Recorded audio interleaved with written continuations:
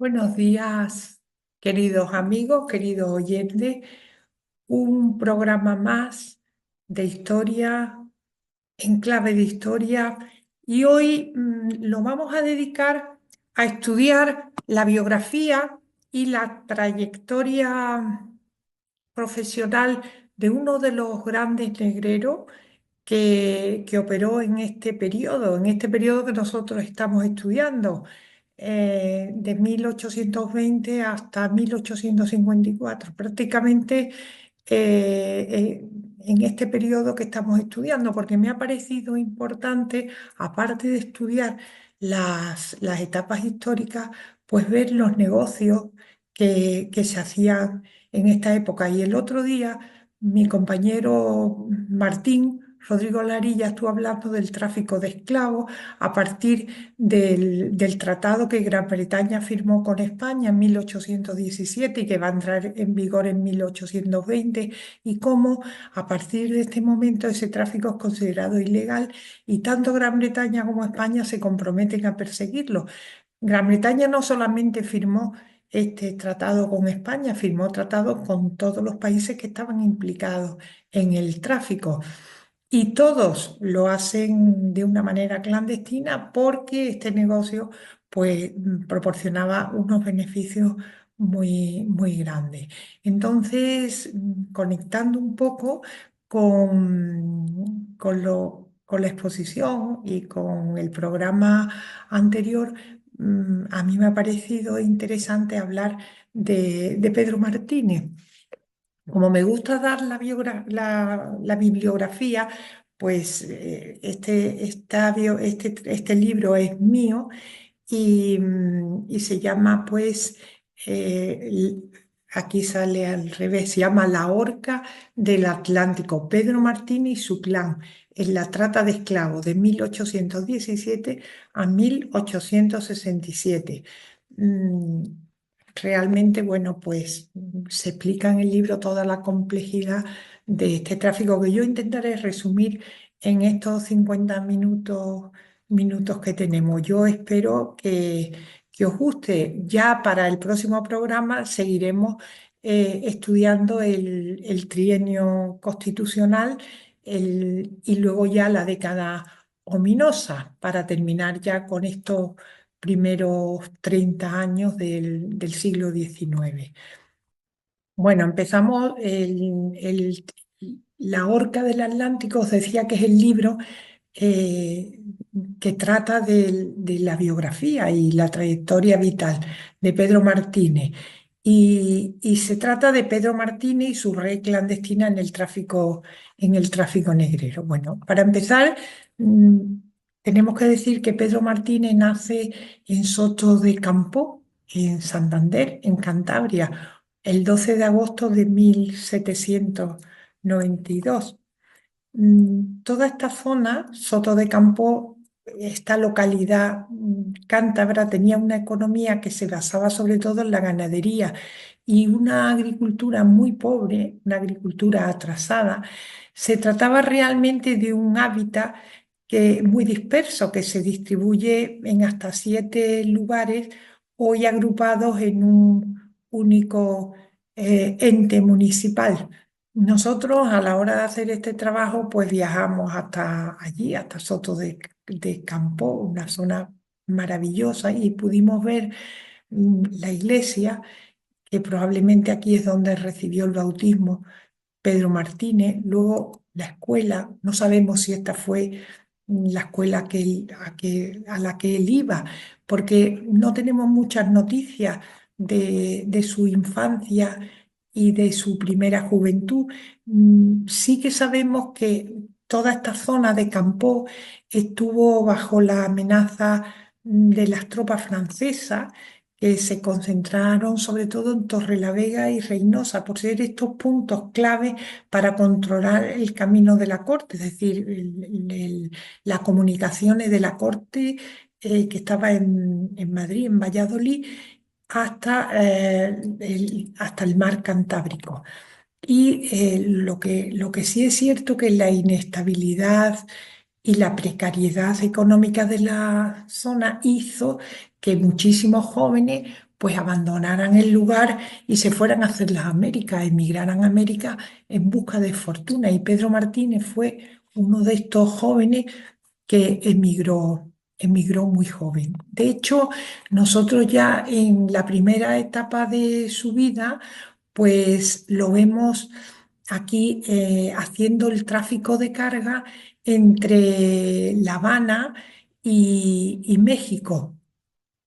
En este tráfico, en este comercio, llegó a acumular una importante capital por transacciones contrabandistas exitosas.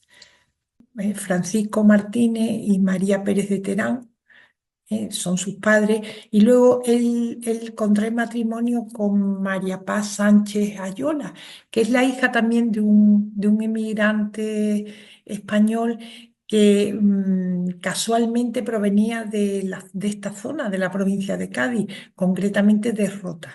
Ya en 1820, pues vemos que su fortuna ascendía a 400.000 pesos fuertes, que serían unos 2 millones de pesetas, que para esa época era ya una importante fortuna.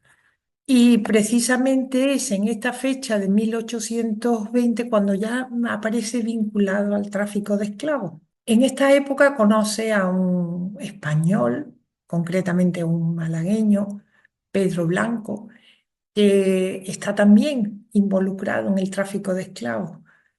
Y Carmen Barcia tiene un trabajo muy interesante también que cuenta la biografía y la trayectoria vital de Pedro Blanco, y se hacen muy amigos y van a operar juntos de tal manera que, manejando la documentación, llega un momento que no se sabe quién es Pedro y quién es Blanco y quién es Martínez, porque la similitud se identifican de tal manera que es difícil.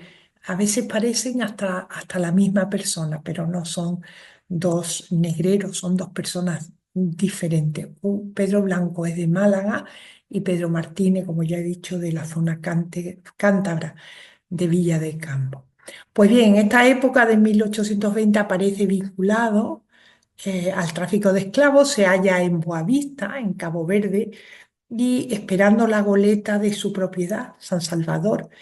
Esta goleta era ya un buque americano construido en Baltimore, y su capitán era José Álvarez. Este buque navegó bajo pabellón portugués. Era una manera de camuflarse, porque a los portugueses se les permitía navegar por esa zona, y se dirigió a la costa de África para tomar un cargamento de esclavos. En esta época es importante porque hay tres zonas geoeconómicas que son importantes. Una zona geoeconómica que es la zona de Asia, con Filipinas como el centro neurálgico español. Luego hay otra zona geoeconómica que es Gran Bretaña, y la zona geoeconómica del Caribe. Estas tres zonas van a estar muy vinculadas, desde el punto de vista económico, desde el punto de vista financiero y desde el punto de vista de las transacciones, porque Cuba se había convertido en la economía de más rápido crecimiento en el Caribe y en uno de los importadores más agresivos de mano de obra esclava africana. Esta es una cita de otro colega, Manuel Barcia, que escribe en su fantástico libro del 2016. Y aquí vemos unos esclavos descargando hielo en Cuba. Pedro Martínez es el prototipo de hombre de negocio que está presente en distintos sectores en una estrategia de mitigación de riesgo. Realmente Pedro Martínez es un comerciante de la época. Los comerciantes de esta época, todavía del siglo XIX, mm, son comerciantes que son banqueros, es decir, ellos van a aceptar depósitos, hacen préstamos, giran letras. La banca todavía no estaba estructurada como tal banca. van a realizar también el comercio por cuenta propia, el comercio en comisión, van a ser también navieros, navieros por cuenta propia, navieros por comisión, consignatarios de buque.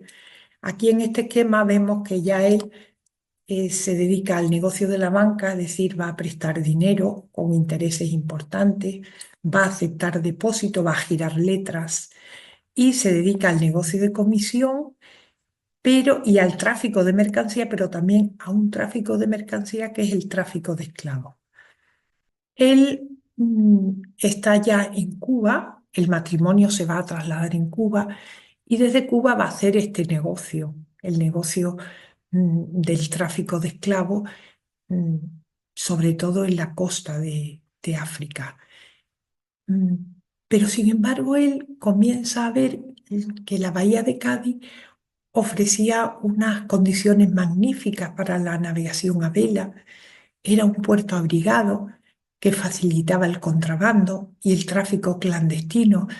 Y él ya empieza a pensar en extender su negocio a Cádiz, porque Cádiz es el puerto colonial más importante de España y lo va a ser hasta pasado el siglo XIX, hasta 1857, 1858, que empieza ya a ser reemplazado por el puerto de Barcelona y otros puertos.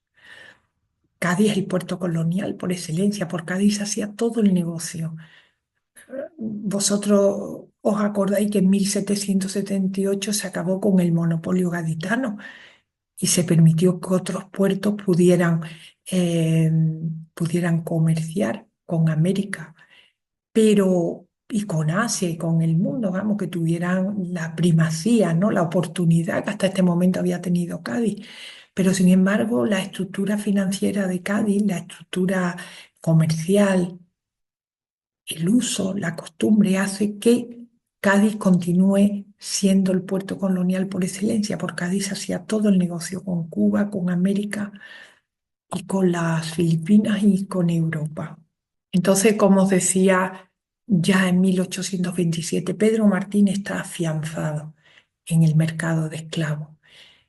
Él en La Habana ha fundado una sociedad que se llama Martínez Carballo y Compañía, con un personaje que es un importante negrero también cántabro, que se llama Jerónimo Roy de la Parra, y luego en la zona de Matanza tiene como una sucursal que se llama Pérez Hermano, pero os decía que él ya quiere extender su negocio a Cádiz, y en Cádiz él conoce a un comerciante vasco que se llama Pedro Felipe del Campo Labarrieta, es un negrero, y él empieza a tener amistad, empieza a relacionarse comercialmente, financieramente con él, y surge una importante amistad y le sugiere establecer en Cádiz, asociarse, establecer en Cádiz una sociedad.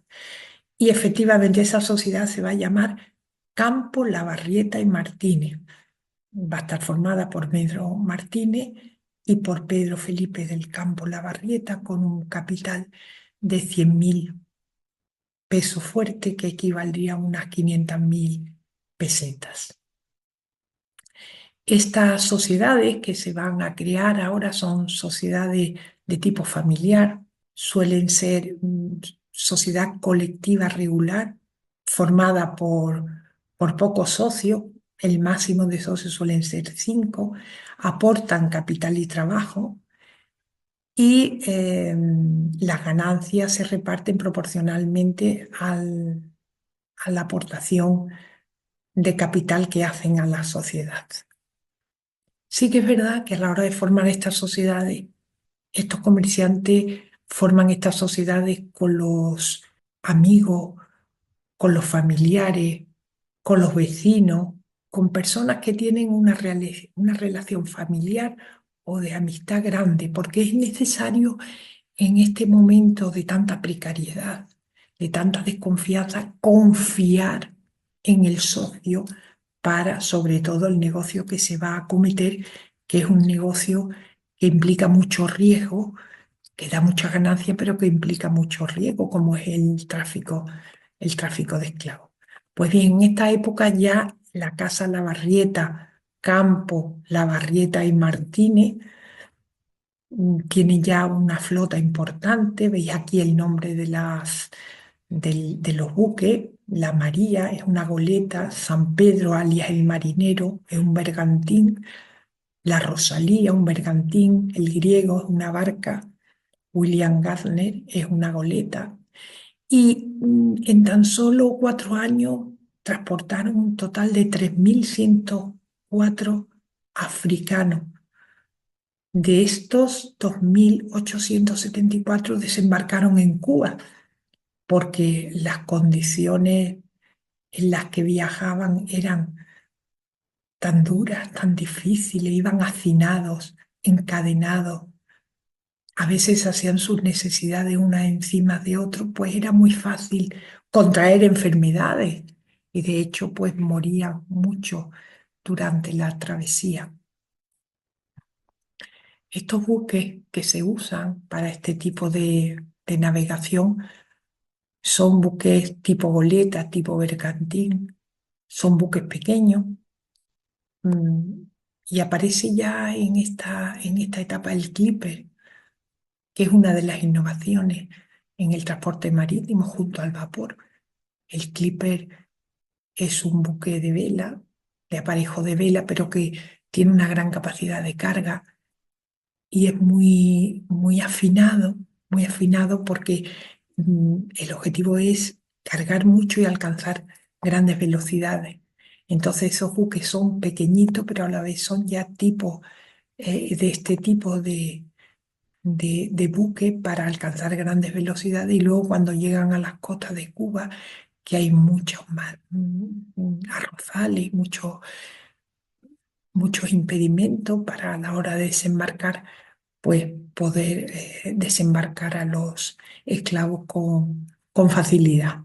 Este buque que veis aquí es el Diligente, es el antiguo Vengador. Es un buque que yo encontré y me hizo mucha ilusión porque es de la casa de Pedro Martínez y es un óleo que aparece descrito en la obra de Baltimore Clipper como líneas largas y estrechas y elegantes, la armadura muy ligera, los panoles bajos de una longitud mayor que media cubierta, las vergas de proa tremenda para el tamaño del buque y todo el diseño está dominado por unas enormes dimensiones. Esto es una acuarela que pintó una persona que iba en el buque. A mí me parece una preciosidad. Bueno, pues realmente tanto Pedro Martínez como su socio en Cádiz, Pedro Martínez, eran conocidos como notorios traficantes de esclavos. Los británicos conocían bien las estrategias que los Martínez utilizaban. Los británicos sabían que falsificaban la documentación del buque y de la tripulación. Aprovechaban la crisis del gobierno para hacer el tráfico de esclavos. Por ejemplo, aprovechaban las guerras carlistas, cuando el gobierno estaba distraído, ¿no? O estaba implicado en la guerra carlista, aprovechaban para hacer el tráfico. Las prácticas fraudulentas estaban a la orden del día, tanto en Cádiz como en La Habana. Las autoridades, tanto civiles como militares, se dejaban sobornar fácilmente por los negreros. Se violaron todos los tratados en los puertos receptores de esclavos, en Cuba, en Brasil, que son los dos grandes centros receptores de esclavos. Se violaron todos los tratados. De tal manera que hay constantes denuncias en la documentación de los cónsules británicos y hemos encontrado esta del cónsul británico en Cádiz, Brackenbury, que dice así, entre comillas, durante mis 6 años de residencia en Cádiz Nunca he tenido éxito por ninguna representación mía en hacer que un único buque de esclavos sea condenado, a pesar de las diversas protestas hechas por nuestra legación. Estas protestas siempre fueron desviadas de su propósito. Esta es denuncia a la goleta, Gallito, la Herculina, la indagadora. Bueno, pues cuando estas protestas llegan al gobierno, cuando llegan al departamento que tiene la competencia, pues miran para otro lado o dan excusas de que este tráfico no se está haciendo. Realmente, como os decía antes, Cádiz es el puerto más importante de España, es el puerto colonial por excelencia, pero tristemente Cádiz era una prolongación de La Habana en lo económico, en lo financiero, pero también en las prácticas corruptas. Y os decía antes que Pedro Martínez, los negreros se van a apoyar en las personas de su total confianza. ¿Y quiénes son estas personas? Pues sus familiares o sus amigos. Entonces ya vamos viendo cómo Pedro Martínez, que está en Cuba y que tiene una sociedad con la Barrieta en Cádiz, él se va a apoyar en sus amigos, en sus familiares y va a formar el llamado clan de los Martínez. Y entonces va a confiar en sus familiares y paisanos para los puestos de mayor responsabilidad en la compañía. Entonces vemos aquí, por ejemplo, Simón Pérez de Terán, en La Habana, era su primo. Jerónimo Ruiz de la Parra era también un cántabro, es un paisano suyo. Pastor Pérez de Terán también es un familiar. Este va a estar en Matanza. Cipriano López Martínez va a estar entre Cádiz y La Habana. Cipriano es un sobrino suyo. Gabriel López Martínez, entre Cádiz y La Habana, también es un sobrino suyo. Felipe del Campo Lavarrieta es un amigo muy íntimo con el que hemos dicho que ha formado sociedad en Cádiz. Y aquí vemos cómo va conformando su clan, pero también va a conformar su red de corresponsales. Un corresponsal es un comerciante al que él apodera, le da poderes para que actúe en el ámbito económico, financiero, en su nombre. Entonces, vemos aquí la zona geoeconómica que yo os decía, esta zona geoeconómica de las Antillas, la zona geoeconómica de Gran Bretaña y luego aquí ha faltado, ¿no? Esta es otra gran zona geoeconómica aquí en Asia como centro las Filipinas.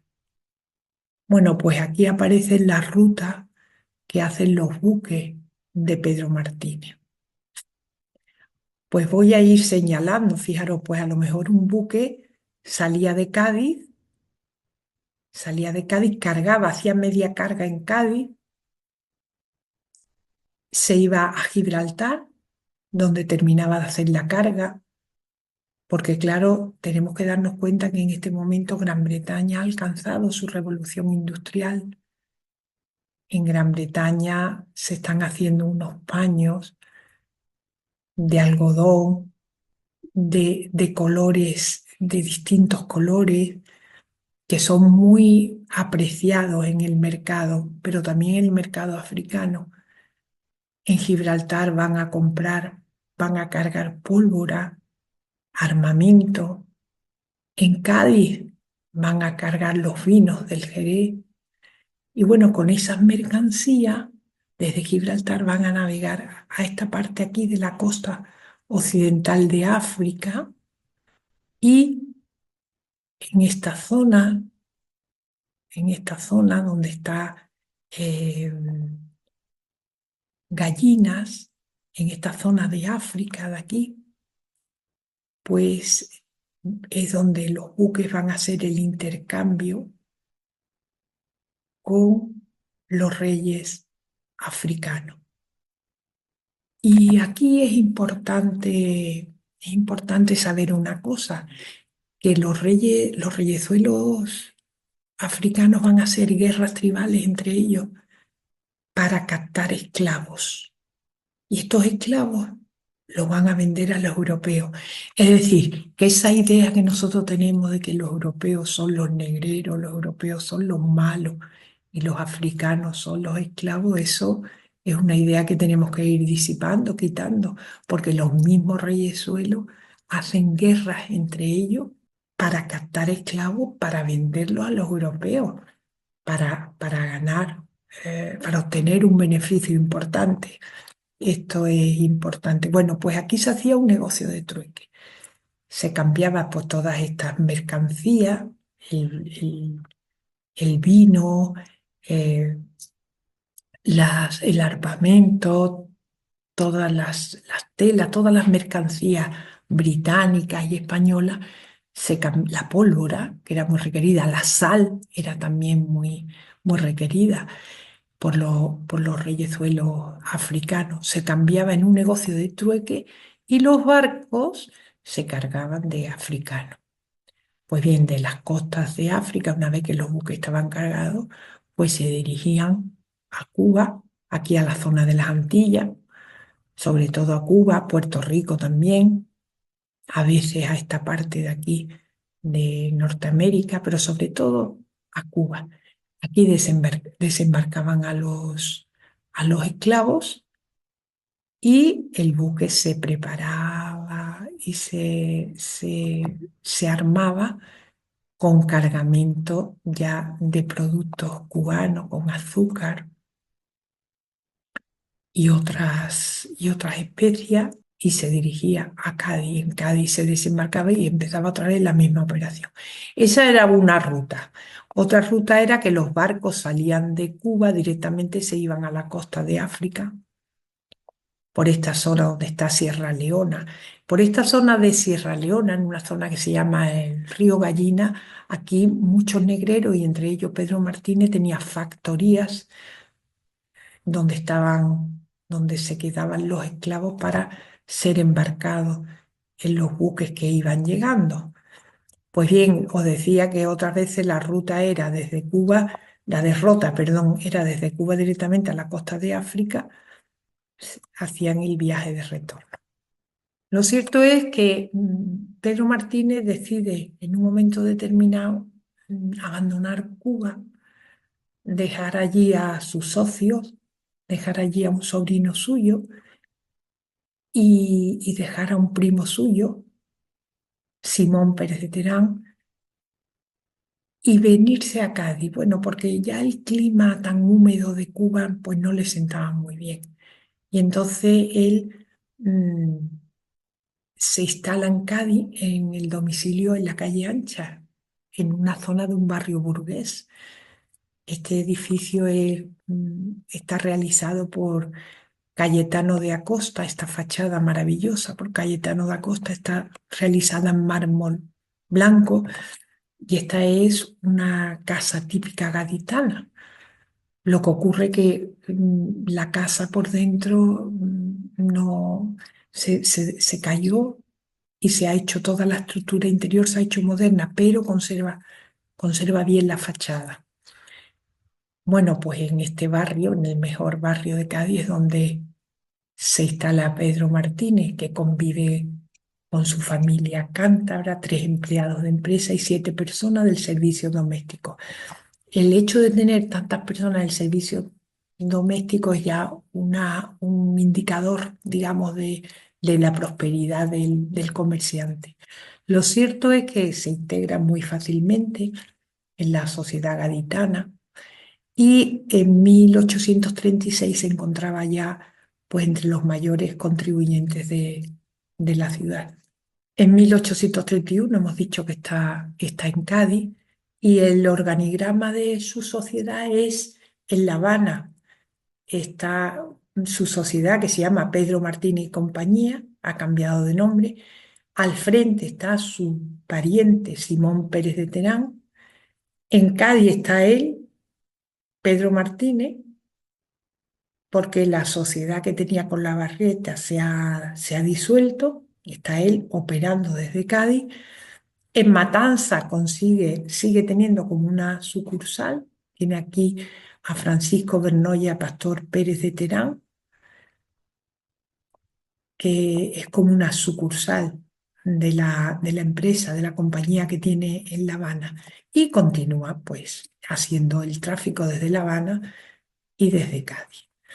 Realmente ya podemos decir que en 1831, cuando se inicia ya la regencia de María Cristina, que se inicia en 1833, podemos decir que Pedro Martínez se encuentra entre los grandes capitalistas de la ciudad. Si vemos los negocios que tenía, pues imaginaros el negocio de banca, él hace el negocio de mercancía, él hace el comercio de mercancía, pero también el de esclavos. Tiene una sociedad que se llama Cádiz Sevilla S.A., tiene una sociedad de seguro, tiene el negocio de comisión y tiene una compañía de seguros marítimos en La Habana.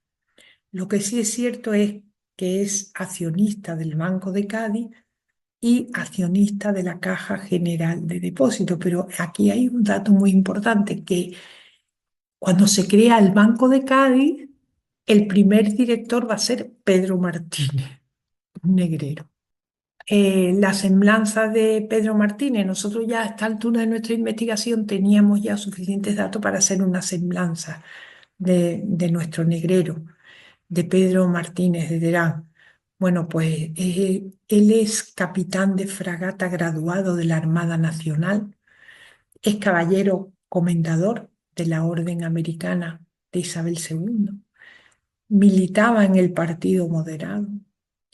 Lo cierto es que la prensa se hace eco de su patriotismo y generosidad, y es que realmente destaca por su labor benefactora con las personas más pobres, con personas necesitadas de su familia. Y luego, cuando la prensa se hace eco de su patriotismo y de su generosidad, es porque él va a hacer empréstitos importantes, préstamos al Estado. Y de aquí que se le conceda él sea caballero comendador de la Orden Americana de Isabel II por los préstamos, las ayudas que le va a hacer al Estado.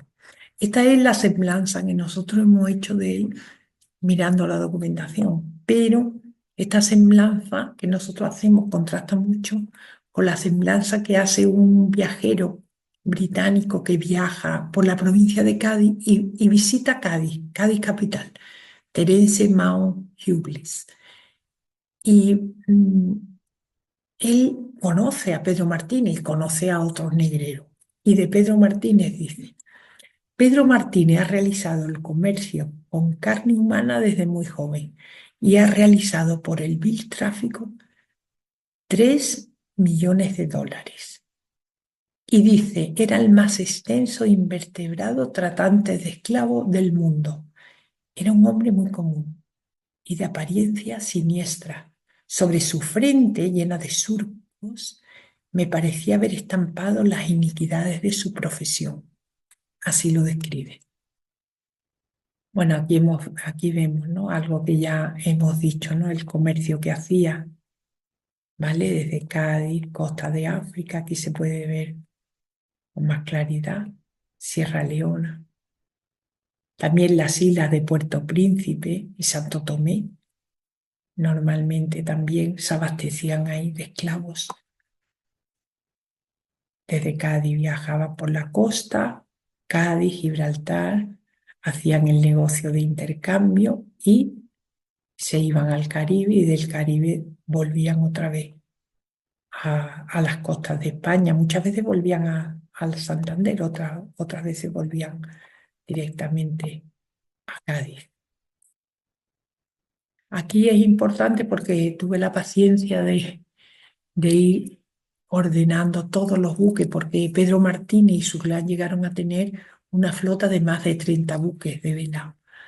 Entonces aquí aparece todos los buques con el tipo de buque que es. Como se puede ver, son goletas, bergantines, y los capitanes la salida, de dónde salen, de dónde llegan.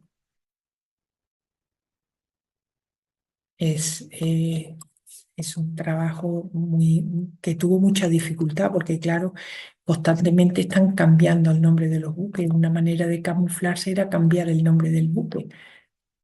Y entonces era identificar el buque, ha sido muy difícil, la verdad. Pero bueno, se ha hecho.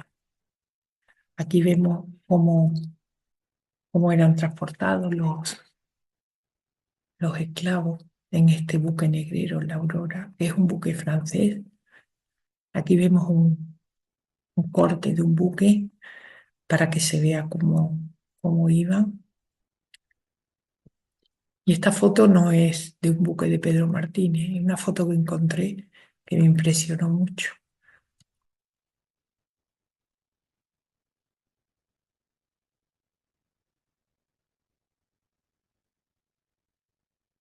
Las alturas, cuánto costaba un esclavo, cuánto costaba un bozal.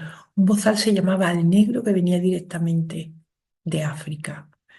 El precio de los negros de primera talla y de edad de 20 o 30 años en las factorías de África era de 15 duros, unas 75 pesetas, a lo más. Y transportado a la isla de Cuba se compraba por 400 duros, por 2.000 pesetas. Pero es que este precio se multiplicó hasta por 8, por 10. Esta noticia aparece en un diario, El Clamor Público, 6 de julio de 1845.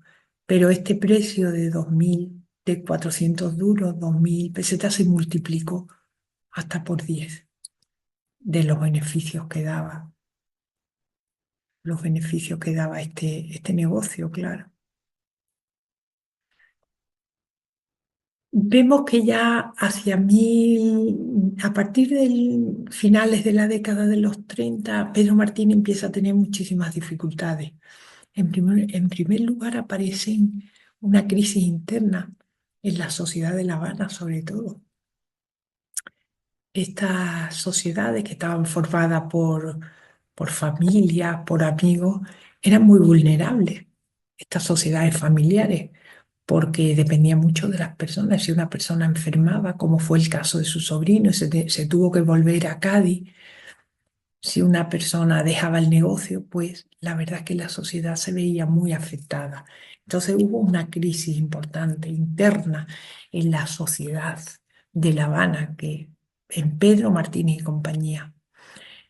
Un segundo factor que le va a proporcionar cierta dificultad es el nuevo tratado que se firma entre Gran Bretaña y España en 1835. Ese nuevo tratado es muchísimo más duro que el que se firmó en 1817, porque un barco se condenaba simplemente por el hecho de tener algún indicio de ser un buque negrero. Es decir, si en el buque se encontraba cadenas o se encontraba algún indicio de que era un buque negrero, ese buque era condenado. Entonces, a partir de 1835 ya él es muy conocido por los británicos, es muy conocido, y entonces los buques de la Armada Británica van a apresar a muchos de sus buques, el Cazador, el Veterano, alias el Veloz, la Circe, As, la Hélice, Davison, la Vanguardia, son buques que van a ser apresados y claro, va a tener una pérdida importante. Luego, algo que no pongo aquí, que una de sus factorías, la factoría suya que tenía en África, la factoría que tenía en Gallina, en Sierra Leona, Docomboro, va a ser incendiada y claro, va a tener enormes pérdidas económicas. Y luego también se produce el fallecimiento de su gran amigo gaditano, vasco, que vive en Cádiz, con el que ha formado sociedad, con el que tantos negocios ha hecho, porque muere Pedro Felipe del Campo en 1840 y parece que eso le va a afectar profundamente. Lo que sí es cierto que ya el 20 de agosto de 1840 40 Pedro Martínez y su sobrino Cipriano van a dar por finalizada la sociedad. Y a La Habana se va su otro sobrino, que es Gabriel López Martínez, que va a llegar a La Habana en 1842. Gabriel va a ser como el continuador de los negocios de su tío Pedro.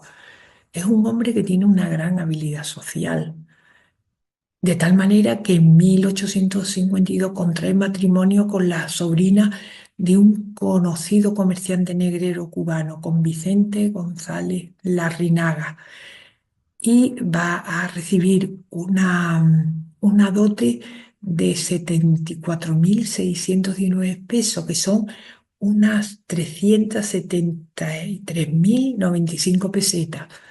Una dote importante que le va a ayudar pues a iniciarse en los negocios o a continuar en los negocios.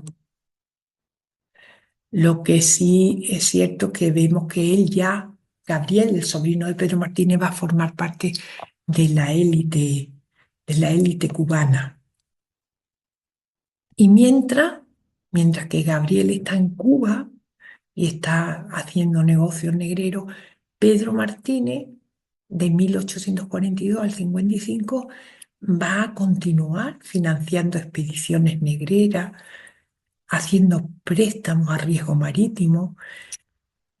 Hay que decir una cosa muy importante, que de su matrimonio no tuvo hijos, pero sin embargo va a tener en Cádiz dos hijos naturales, con una tal Antonia Pujales. En 1853 va a traspasar todos sus negocios de Cuba a su sobrino Gabriel, y en 1856 fallece en Cádiz Pedro Martínez. Y fijaron la nota de prensa: el fallecimiento en Cádiz del rico capitalista don Pedro Martínez, una de las personas más notables del partido moderado en aquella ciudad.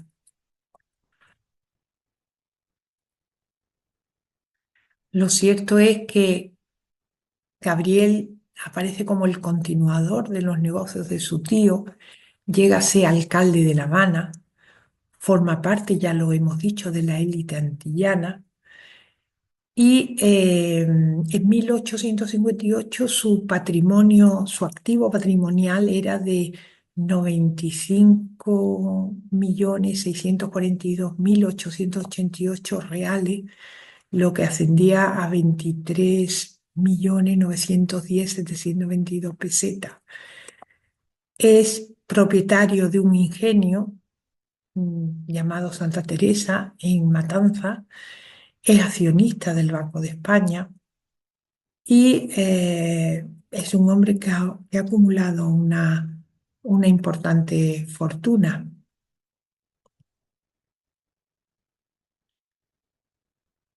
Él va a formar una sociedad que se llama Gabriel López Martín y Compañía, y con un capital social de 1.000.000 de pesos fuerte. Se va a ocupar sin limitación de toda clase de operaciones mercantiles, industriales y muy especialmente del recibo de los hacendados, conocidos arraigo, a quienes les abrirá cuenta corriente. Es decir, es un hombre de negocio que sí que va a hacer el negocio, va a continuar haciendo el negocio negrero. Pero llega un momento que el matrimonio López González Larrinaga se ve obligado a abandonar también Cuba ya en 1864, y se va a instalar en Cádiz, en la calle Ancha, número 35, al lado del domicilio de su tío Pedro. Se instala en esa calle con sus 5 hijos, y Gabriel muere en septiembre de 1876. Y un mes antes, el Papa Pío XI le concedió el marquesado de López Martínez. Es insólito, ¿verdad?, cómo socialmente estos negreros eran considerados. Pues bien, hasta aquí la lección de hoy. Espero que os haya gustado. He intentado darle visibilidad a través de un PowerPoint para que os llegue de una manera más clara. Espero haberlo conseguido. Y sí que es verdad que cuando iniciamos este programa decíamos que vamos a estudiar la historia de España del siglo XIX con sus luces y sus sombras. Esta es una sombra importante, pero es una sombra que queramos que se conozca para que no se haga más, que la historia sirva de maestra para que esto no se repite, porque desgraciadamente se sigue repitiendo. Hoy día existe la esclavitud de personas, el abuso, la trata de blanca, pues que sepa que sirva estas investigaciones e historia para aprender de los errores del pasado y no cometerlo en el futuro. Queridos amigos, espero que os haya gustado y espero que disfrutéis muchísimo con estos programas de canal de radio que se hace desde el corazón. Que paséis buen domingo a todos.